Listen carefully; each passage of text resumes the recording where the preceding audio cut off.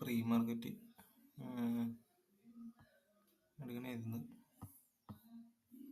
Recipe follower IFEG tap ചെയ്തിട്ട്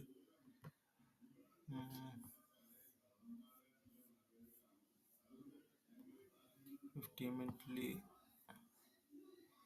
ഇവിടെ order block shift ചെയ്തിട്ടുണ്ട്.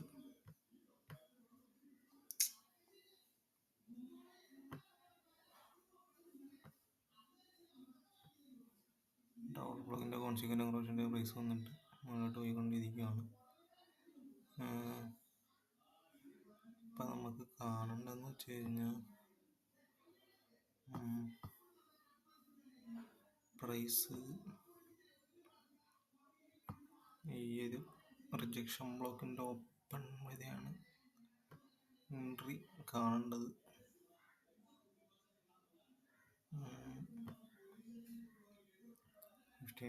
നോക്കുകയാണെങ്കിൽ ഇപ്പോൾ ഫോർവേഡ് ക്യാൻഡിൽ ഓപ്പൺ ആയിട്ടുണ്ട്. അപ്പോൾ ഇത് മാനിപ്പുലേഷൻ കിട്ടണം.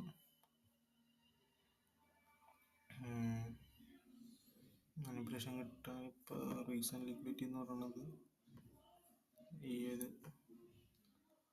ഓർഡർ ബ്ലോക്കാണ്. ഇവിടെ വന്നിട്ട് റിയാക്ഷൻ ഉണ്ടെങ്കിൽ നമുക്ക് പോയി നോക്കാം.